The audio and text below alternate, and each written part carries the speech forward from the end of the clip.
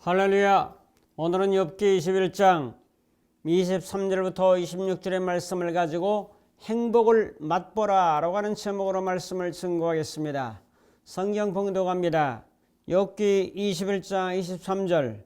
어떤 사람은 죽도록 기운이 충실하여 안전하며 평안하고. 24절. 그의 그릇에는 젖이 가득하며 그의 골수는 윤택하고. 25절. 어떤 사람은 마음의 고통을 품고 죽음으로 행복을 맛보지 못하는도다. 26절. 이 돌이 매 한 가지로 흙 속에 눕고 그들 위에 구더기가 덮이는구나. 아멘. 인사 한번 합니다. 행복을 맛보며 살아갑시다. 스웨덴의 행복한 삶을 연구하는 헬릭 애들이라는 사람은 행복을 도둑맞는 7가지 습관이라는 이야기를 했습니다. 자, 첫 번째, 나쁜 말 듣기입니다. 다른 사람의 말 때문에 괜히 시무룩해지지 마십시오. 어차피 말은 말일 뿐 자신의 인생에는 아무런 영향을 미치지 못한다는 것입니다. 에드베르는 이에 대한 해결책으로 가장 자주 만나는 지인 5명과 자주 접하는 매체 5개 목록을 줬고 기분 나쁜 말을 하는 사람과 매체를 멀리하라고 했습니다. 둘째, 초조해 하기입니다. 앞길이 막막하대서 발을 동동 구르는 사람은 행복할 수가 없습니다. 에드베리는 이런 사람들은 차분히 작은 일부터 시작하라고 권고합니다. 그는 제자리에 우왕좌왕하기보다는 한 걸음 한 걸음 내딛는 것이 훨씬 더 기분이 좋은 일이다. 세 번째, 행복을 도둑맞는 습관은 담아두기입니다. 살면서 한 번쯤은 비난을 들을 수도 있고 욕을 먹을 수도 있고 야단 맞을 수도 있습니다. 하지만 집에 가서 곰곰 되새기고 또 되새김질하고 이불을 뒤집어 쓰고 고민하고 있다면 이것은 담아두는 사람입니다. 그러므로 내보내기를 해야 됩니다. 쓰레기는 내보내야 됩니다. 종량제에 담아서 배출을 해야 됩니다. 쓰레기 같은 마음을 마음에 담아두면 행복을 뺏어가는 나쁜 습관이 되는 거죠. 네 번째 습관은 비교하기입니다. 잘난 사람들과 비교하면서 자신의 처지를 비하시키는 것은 불행의 지름길입니다.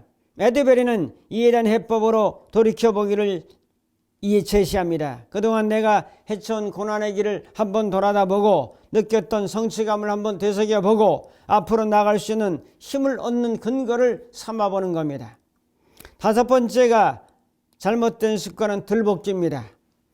항상 바쁘게 지내야 한다는 강박관념 때문에 자신을 들볶는 사람은 불행에 빠지게 마련입니다. 이런 사람들에게는 쉬어가기가 필요합니다. 그래서 한 50분 일하고 10분 정도 쉬고 50분 공부하고 10분 정도 쉬고 이런 것이죠. 집에서 10분만 일찍 나온다고 하면은 출근길에 막히지 않을 수 있는 거죠. 좀 여유를 즐길 수 있는 거죠. 6번째 나쁜 습관은 웅크리기입니다.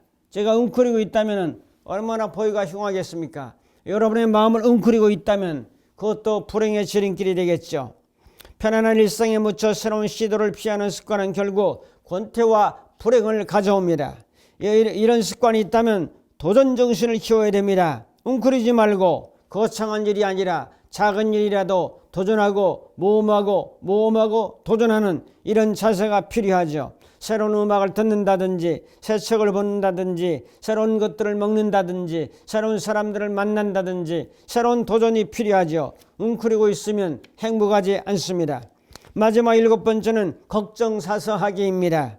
별것도 아닌데 걱정을 크게 부풀리고 괜히 불안해하고 초조해하고 한숨 짓는 것은 불행의 충분 조건이 되죠. 이런 사람들은 지렛대를 항상 마련해 놓는 것이 좋습니다. 기분 좋은 상태의 로의 반전을 줄 수 있는 지렛대를 종종 사용해서 여기 있는 것들을 저쪽으로 던져버리는 그런 자세가 필요하죠. 자, 에드베린의 노트의 구석에 보면은 웃자 라는 문구를 적어놓은 것이 큰 도움이 된다고 말했습니다. 마음가짐을 가볍게 하라는 거죠. 마음이 무거운 것이 불행이라고 지난주에도 제가 말씀을 드렸습니다. 자, 오늘 배경은 욥이 친구들과 변론하는 사건을 소개하고 있습니다. 특별히 이제 친구들이 계속 공격하는 중에 소발이라고 하는 사람이 욥을 향해서 공격합니다. 20장 22절에 보면 풍족할 때 괴로움이 이르리니 모든 재난을 주시는 자의 손이 그에게 임하리라. 하나님의 손으로부터 너에게 재난이 임했다. 23절에 보면 그가 배불려 할 때에 하나님의 맹렬한 진노를 내리시리니 음식을 먹을 때에 소나기가 내리리라라고 말하고 있습니다. 소발은 욥에게 맹렬한 진노를 내리리니라고 하는 것을 강조합니다. 자, 그러면서 욥은 여기에 맞섭니다. 오늘 본문 21장 23절에 맞서죠. 어떤 사람은 죽도록 기운이 충실하여 온전하며 평안할 때도 있고 또한 그의 그릇에 젖이 가득해서 골수가 윤택하고 어떤 사람은 마음의 고통을 품고 죽음으로 행복을 맛보지 못하는도다 라고 이제 맞서고 있죠. 욥은 고난의 보편성을 말하고 있습니다. 친구들은 욥 개인을 공격하면서 너에게 고난이 임한 것은 하나님 앞에 범죄하고 잘못한 결과로 오는 것이라고 이제 개인을 향해서 공격을 하는 거죠. 자, 욥은 보편성을 갖는다는 것은 대단히 중요한 마음이죠. 여러분, 불행과 행복이 보편적으로 임하고 있습니다. 여러분의 마음가짐 자세에 따라서 달라질 수 있다는 것을 우리는 느끼게 됩니다. 그래서 전도 7장 14절 우리가 잘 아는 말씀이죠. 제가 좋아하는 말씀인데 형통한 날에는 기뻐하고 곤고한 날에는 뒤돌아보아라. 이 두 가지를 하나님이 병행하게 하사 내일 일을 알지 못하게 하려 하심이라 라고 말씀하고 있습니다. 성경의 가르침은 인생에 살다 보면은 형통한 날도 있고 곤고한 날도 있고 이걸 병행하게 하셔서 내일 일을 알지 못하는 거지, 나는 형통한 날만 평생 있을 거야, 절대로 그런 사람이 없는 거죠. 이 두 가지를 병행하는 거죠.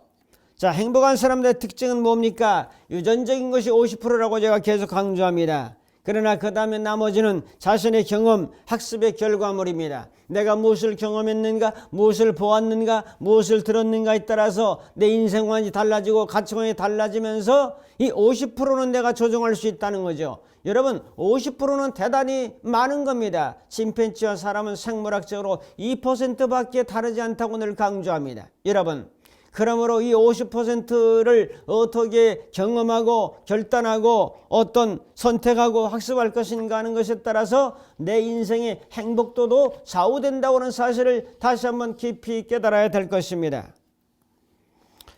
호주 행복학자 티모스 샤피라는 사람은 이제 행복한 사람들의 장점을 말했습니다. 행복한 사람의 장점은 감사하는 마음이 있다는 거지요. 낙관주의가 있다는 거죠. 열정과 에너지가 있다는 거죠. 호기심이 있다는 거죠. 사랑받고 사랑하는 능력이 있다는 거죠. 사랑받을 줄도 알고 사랑할 줄도 아는 능력, 대단히 중요하죠. 이런 사람들이 보편적으로 행복하다고 말했습니다. 성격이 중요하죠. 일생 동안 지속되는 행동 유형을 성격이라고 말합니다. 빙산으로 말하면 10%는 떠 있는 이 수면 위에 있는 것이 성격이고 밖으로 드러나는 거, 가지고 있는 전체적인 내면적인 것은 성품이라고 합니다. 성품에서 성격이 밖으로 나오는 거죠. 여러분, 윌리엄 제임스라는 사람은 말하기를 인류가 발견한 최고의 깨달음은 뭐냐? 자신의 태도를 바꿈으로 말미암아 결정되는 것이다. 자, 그래서 자신의 태도를 바꿈으로 말미암아 자신의 인생도 바꿀 수 있다. 그래서 저는 태도는 인격이다라고 늘 강조하는 거죠. 태도를 바꾼다면 삶을 바라보는 자기의 관점도 달라지는 거죠. 우리가 성공하고 못하는 것도 태도에 의해 결정되는 것이고 행복과 불행도 우리의 태도에 의해서 결정되는 거죠. 태도는 우리가 밟는 모든 발걸음마다 발판을 마련해 주는 것이 태도입니다. 태도가 우리의 모든 행동을 결정하는 유일한 요인이 되는 거죠. 그래서 저는 태도가 중요한 것을 강조합니다. 예수님의 태도는 어떻습니까? 약한 자나 병든 자나 죄인들에 대해서 긍휼과 사랑으로 대하는 태도를 가졌죠. 그래서 사람들은 저 예수라는 친구는 세리와 제일의 친구로다 라고 말했습니다. 누가복음 7장 34절을 봅시다. 인자는 와서 먹고 마시며 너희 말이 보라 먹기를 탐하고 포도주를 즐기는 사람이요 세리와 죄인의 친구로다 라고 말했다고 그랬어요. 낮은 자를 멸시하는 것이 아니고 무시하는 것이 아니고 세리라고 죄인이라고 취급하는 것이 아니고 그들의 친구가 되셔서 그들을 예수님의 친구로 삼아서 하나님의 자녀로 만들어가는 구원의 중추적인 역할을 감당하지 않았습니까 여러분? 행복한 사람들의 네 가지 특징을 오늘 말씀과 연관해서 몇 가지 살펴보면서 은혜를 나누려고 합니다. 첫 번째로 낙관주의입니다. 낙관주의라고 하는 것은 낙천주의, 세상과 인생을 희망적으로 밝게 보거나 생각하는 사상이 바로 이 낙관주의입니다. 행복으로 가는 첫걸음은 자기 긍정이요 자기 수용입니다. 자신의 장단점을 그대로 수용하는 낙관성이 되죠. 미래에 대해서도 희망을 품는 겁니다. 위대한 인간의 위대함은 어디에 있습니까? 생각, 사고력에 있지 않습니까? 우리는 생각하는 모습 그대로 됩니다. 생각은 삶을 조정하는 핸들이기도 합니다. 행복은 우리의 주변 세계를 어떻게 인지하느냐에 따라서 어떻게 해석하느냐에 따라서 달라집니다. 긍정적인 사람이 부정적인 사람의 수명보다 9.5세를 더 산다는 보고가 되어 있습니다. 토마스 에디슨은 마음은 지옥을 천국으로 만들 수 있다. 문제에 대해서 기회라고 말하라. 해야 한다 해서 하게 된다. 좌절 대신에 도전이라고 말한다. 적 대신 친구라고 말한다. 괴롭히는 사람 대신 나를 가르쳐주는 사람이라고 말한다. 고통 대신에 신호가 왔다라고 말하고 요구 대신에 감사를 말하고 불평 대신에 요청이라고 내가 이렇게 만들었잖아 라고 그렇게 말하는 거죠. 여러분 당신이 사용하는 말을 바꾸면 상황도 그에 대해서 바뀌게 되는 거죠. 낙관주의는 나는 그곳에 도달할 수 있다고 생각하는 것만이 아니라 정확히 어떤 방법으로 목표를 성취할 수 있는가에 대해서 믿음도 포함하는 개념이 바로 낙관주의입니다. 낙관주의는 사랑 그리고 따뜻함, 연민 같은 좋은 느낌을 발산하는 거죠. 주변 사람들에게 안도감을 주고 편안한 마음을 주고 평화롭게 행복하게 살아갑니다. 같이 있으면 기분이 좋아집니다. 조화와 균형을 이루고 있는 또 그런 마음을 가지고 뜨거운 열정과 신나는 마음을 가지고 사는 거죠. 이것이 연결되면 좋은 사람, 행복한 사람이 될 수밖에 없는 겁니다, 여러분. 고린도전서 13장 13절을 우리는 너무나 잘 알고 있어요. 믿음, 소망, 사랑 이 세 가지는 항상 있을 것인데 그 중에 제일은 사랑이라. 그러므로 믿음은 낙관주의예요. 천국을 말하고 내세를 말하고 소망을 말하고 사랑을 말하고 믿음을 말하기 때문에 낙관주의적인 것을 성경은 말하고 있어요. 자, 큰 두 번째로 자존감이 있는 사람이 행복합니다. 자존감은 자기를 존중하는 마음이다라고 쉽게 말할 수 있습니다. 행복한 사람은 자신을 좋아하며 귀하게 여깁니다. 사람이 행복하기 위해서는 자기가 사랑을 받고 있으며 또한 이 세상에서 진정 필요한 사람이다. 나는 꼭 필요한 존재다라고 인식하고 삽니다. 행복은 결국 각 사람이 만들어내는 각자의 충만한 감정이라고 볼 수 있습니다. 나를 사랑하고 있을 때 마음이 따뜻해지고 타인을 이해하게 되고 배려하게 됩니다. 어렸을 때는 어른이나 다른 사람에 의해서 결정될 때가 상당히 많습니다. 성인이 되면 이제 나의 책임입니다. 내가 결정합니다. 내가 자기 주도 결정권을 가지고 자기 선택권을 가지고 불행을 선택하냐 행복을 선택하냐 자존감을 선택하냐 자멸감을 선택하냐에 따라서 행복이 좌우될 수 있다는 거죠. 나는 하나님이 독생자까지 주셔서 나를 사랑하시고 나를 위해 피 흘려 돌아가시고 나를 위해 부활하시고 나를 위해 성령을 보내주시고 깨달음을 주시고 좋은 마음을 주시고 선한 마음을 주시고 사랑하는 마음을 주시고 이래서 나를 존중하는 마음을 가지고 나갈 때 다른 사람도 존중하는 거죠. 나를 무시하고 나 같은 것이 뭘 하겠어 이런 식으로 하게 되면 남을 또 무시하는 경향이 나오게 되죠. 왜? 내가 나를 무시한 결과가 내가 다른 사람을 무시하는 결과가 나오는 거죠. 다른 사람들하고 비교하는 것은 금물입니다. 비교 불가합니다. 나라는 존재는 75억이라는 인구, 또 80억을 가까이 가고 있는 그런 인구 속에서 하나밖에 없는 유일무이한 존재가 아니겠습니까? 그러므로 고린도서 5장 17절에 그런즉 그리스도 안에 있으면 새로운 피조물이라 이전 것은 지나갔으니 보라 새 것이 되었도다라고 말씀하고 있습니다. 자존감이 강한 사람은 행복한 사람, 좋지 않은 자아개념은 분노를 폭발하고 짜증내고 욕설하고 호되게 꾸짖고 가정적으로 폭력을 나타내고 이런 사람은 자존감이 낮은 사람이죠. 실패를 공부하고 실패 속에서 배우십시오. 성공에는 비결이 없습니다. 단지 실패 속에서 끊임없는 교훈을 통해서 자기를 변혁시키고 자기의 존중감을 가지고 나갈 때 역사적으로 위대한 업적을 남긴 사람들도 다 그랬습니다. 여러분, 실패한 자신도 사랑하는 마음을 가집니다. 성도 여러분, 행복 창조자가 되기 위해서 오늘 우리들은 자기를 사랑하고 존중하는 마음으로 살아갈 수 있기를 축복합니다. 그건 세 번째로 자기 통제력입니다. 자기 효능감이라고도 말하는데 행복한 사람은 자기 통제력이 있다는 거죠. 자신이 어떤 일을 성공적으로 수행할 수 있다고 믿는 어떤 기대를 가지고 또 믿음을 가지고 나가는데 자기가 이건 여기까지, 여기는 여기까지 이런 통제 능력이 있다는 거죠. 행복한 사람은 자신의 인생을 스스로 선택할 수 있는 능력이 있습니다. 사람은 스스로 생각하고 선택하고 결정하고 통제할 수 있을 때 자기 존재감을 가지고 평안할 수 있습니다. 통제를 못해. 자기 통제가 안 돼. 나쁜 습관에 자기 통제가 안 돼. 술 먹는데 통제가 안 돼. 도박하는데 통제가 안 돼. 어떤 결정하는데 통제가 안 돼. 이것은 행복으로 갈 수 있는 지름길을 바꿔놓는 거죠. 자기를 존중하지 아니하고 피해자라고 여기는 사람은 절대로 행복할 수가 없습니다. 여러분 피해자라고만 생각하십니까? 다른 사람들 때문에 피해만 본 사람이 생각하십니까? 우리는 피해자의식을, 피해의식을 벗어날 때 이것이 자기 통제력과 연관되는 거죠. 자신이 무시당했다고 생각하면 화가 일어나고 쉽게 행복해질 수가 없어요. 자기 통제력이 높은 사람은 건강과 사기가 올라갑니다.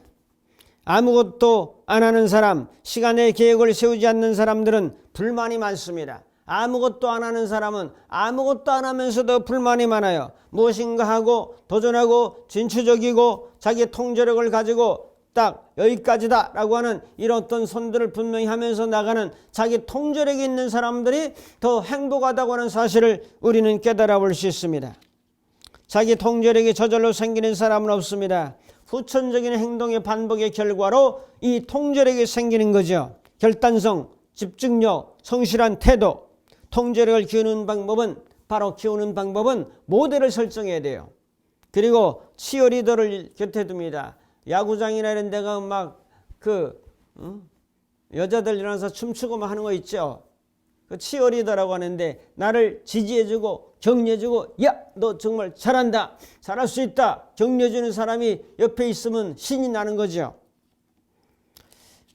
자, 그 다음에 스트레스를 여러분 잘 관리하고 작은 성공을 경험하고 작은 행복을 경험하는 거죠. 큰 행복 별로 없어요. 작은 행복. 물 한 잔 마실 때도 이야 참 시원하다. 음식 하나를 곱게 100번 씹어 드시면 이야 달콤하고 맛있다. 작은 행복. 자, 책 한 줄 읽고도 깨달음을 얻으면 이야 이런 신선한 깨달음을 얻다니 얼마나 감사한가. 말씀 듣고 또 이야 행복의 지름길에 대해서 자 행복을 맛보는 거에 대해서 이런 행복을 내가 맛볼 수 있다니 얼마나 행복한가. 이런 작은 행복을 모아갈 때 점점 샘물이 시냇물이 되고 시냇물이 점점 샛강이 되고 샛강이 강이 되고 이 강물이 흘러 바다까지 가지 않겠습니까? 작은 행복을 분출하지 못하면 내 마음에서 분출하는 샘물이 되지 못하면 강물은 이룰 수가 없습니다. 깊은 강물은 소리가 나지 않습니다.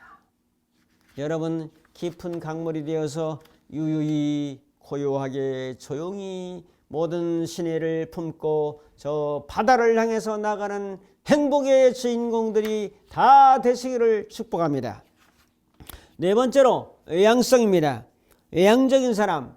자, 사람들을 좋아하는 사람. 또 뭔가를 자꾸 진취적으로 추구하는 사람, 사람들을 좋아하고 또 웃고 먹고 마시고 놀고 또 일하고 주님을 위해서도 영광스럽게 일하고 그런 외향적인 사람, 이 사람이 더 행복하다는 거죠. 자, 다양한 관계, 사회적 관계를 맺고 외향적인 사람은 친절하고 밖으로 나가기를 좋아하고 사교적이고 따뜻하고 능동적이고, 야, 따뜻한 사람, 따뜻한 마음의 소유자 바로 나 아닙니까? 여러분 아닙니까? 이런 마음으로 살아. 나는 마음이 따뜻한 사람이야. 몸은 좀 찰지 몰라도 이런 마음 자세를 가지고 산다면 이 사람이 행복한 거죠. 버트란트 러셀은 자기 함몰이라고 하는 자기 자신에게 빠져버리고 함몰되면 이 사람은 절대로 행복할 수 없다고 말했습니다. 자기의 감정에 몰두하는 사람은 인간관계를 발전시키기가 힘들어 내 감정에 몰두하는 것이 아니라 보편적 감정에 자꾸 익숙해지도록 최선을 다해야 되죠. 내가 생각하는 것, 내가 말하는 것이 가장 좋은 최선의 선택이다. 아니에요. 그는 자기 주관적인 게 너무 강하고 객관적으로 보편적으로 볼 수 있는 욥의 눈을 가져야 되죠. 불행이 임하는 것, 이렇게 고통스럽고 병들고 괴롭고 애들 다 죽고 재산 다 날렸어도 이것은 누구나에게 임할 수 있다는 이 보편적 사고를 우리가 먼저 갖는 것이 대단히 중요하죠. 사람의 감정은 전염성이 있어요. 내가 행복하면 친구가 행복하고 친구의 친구가 행복하고 친구의 친구의 친구까지 행복하다는 거죠. 그래서 1.6km 이내에 있는 사람들에게 대단한 영향력과 파급력이 있기 때문에 같은 공동체 내에 살고 있는 이런 사람들, 같은 옆집에 살고 있는 사람들하고 나하고 감정이 연관되어 있기 때문에 내가 행복하면 옆집 사람도 행복하다니까요. 내가 불행하면 옆집 사람도 불행할 수밖에 없는 거죠. 성도 여러분, 인간에게는 생각하고 말하는 행동 방식을 스스로 변화시킬 수 있고 이것을 하나님께서 바꿀 수 있도록 역사해 주신다는 사실을 우리는 굳게 믿어야 될 줄로 믿습니다. 가장 행복한 사람은 누구인가? 어느 교수가 학생들에게 말했어요. 큰 그릇을 가져놓고 거기다가 골프공, 작은 조그만 자갈들, 그 다음에 모래, 물을 가졌어요.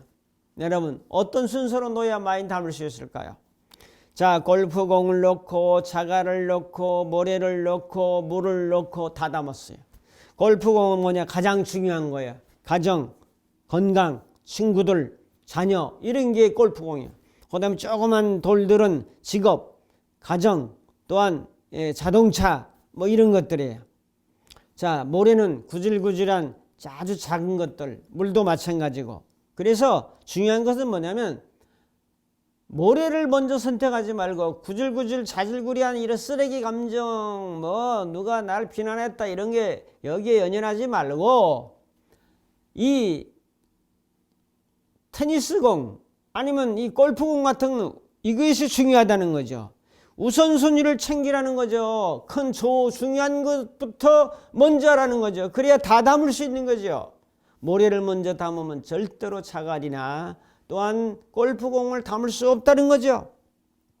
삶이란 일련의 선택이며 선택의 연속입니다. 스트레스로부터 자유해지는 것은 선택의 여러분들이여 자유입니다. 인간 행복의 80%는 가족과 우정을 비롯한 의미 있는 관계를 가질 때 행복하다는 거죠. 사람은 두 가지 미가 있지 않습니까? 하나는 재미, 하나는 의미. 너무 재미만 추구하면 그건 쾌락주의자가 되죠. 재미도 있어야죠. 살아가 예배를 재밌게 드려야죠. 찬양을 재밌게 드려야죠. 기도를 재밌게 해야죠. 인상 쓰지 말고 대인관계를 재밌게 유머스럽게 살아가야죠. 재미와 의미 따라합니다. 재미와 의미, 이 두 가지 미를 가질 때 정말 아름다운 삶을, 행복의 삶을 살아갈 수 있어요. 그래서 인간 행복의 80%는 바로 가족과 우정을 비롯한 관계가 좋을 때 행복하다는 거죠. 삶의 부분에서 아무런 문제가 없어도 사랑의 문제가 해결되지 않으면 행복할 수가 없다. 그래서 사랑이란 인간 존재의 목적이다라고 이제 장경철 씨는 말했습니다. 자, 정리합니다. 마틴 셀리그먼의 긍정심리학자 말하기를 행복한 사람들의 상위 10%의 특징. 자, 자기가 하고 있는 일을 좋아하고 또한 일하는 동안에 몰입 상태를 자주 경험한다. 둘째, 결혼 생활이 행복하다. 셋째, 종교적 믿음이 강한 사람이다. 넷째, 삶을 낙관적으로 보는 사람이다. 다섯째, 신체적으로 건강한 사람이다. 여섯째, 자기보다 많이 가진 자를 생각하기보다는 자기보다 상황이 안 좋은 사람들과 비교해서 내가 더 낫다고 생각하는 사람이다. 일곱 번째로, 의식적 문제로 고민할 필요가 없는 사람이다. 이 정도는 괜찮은 사람이죠. 여러분, 사랑과 우정은 소비할수록 더 커지는 유일한 자산입니다. 행복의 진실은 내게 주어진 하루하루의 순간을 행복하게 제대로 보내는 것입니다.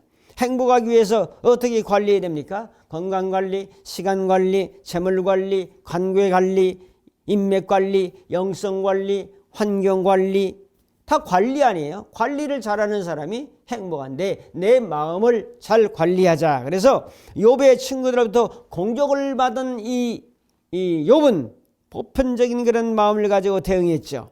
오늘 행복한 사람들의 특징은 무엇입니까? 낙관주의, 자존감, 자기 통제력, 그리고 외향성, 이런 것들을 가지고 살았다. 이런 마음으로 사셔서 고난의 승리자였던 처럼, 바로 고난을 딛고 갑절의 복을 받았던 욥처럼, 여러분 친구들을 위해 기도했던 욥처럼 승리하는 행복의 주인공들이 다 되시길 바라고, 오늘 제목처럼 행복을 맛보면서 살아가는 위대한 주인공들이 다 될 수 있기를 주님의 이름으로 축복합니다. 기도하겠습니다. 고마우신 아버지 하나님, 욥처럼 고난의 보편성을 깨닫게 하시고 더 나아가서 행복의 주인공으로 발돋움하는 놀라운 역사가 나타날 수 있도록 저희를 인도하실 줄로 믿고 감사하며 예수님의 이름으로 기도합나이다. 아멘. 축도합니다. 이제는 우리 주 예수 그리스도의 무한하신 은혜와 하나님 아버지의 극진하신 사랑하심과 성령님의 감화 감동 인도 충만 교통하심이 행복의 주인공으로 살기로 결단하는 모든 심령들 머리머리 위에, 저들의 가정과 섬기는 교회와 이 나라의 민족과 전 세계 위에 이제부터 영원토록 함께 있을지어다. 아멘.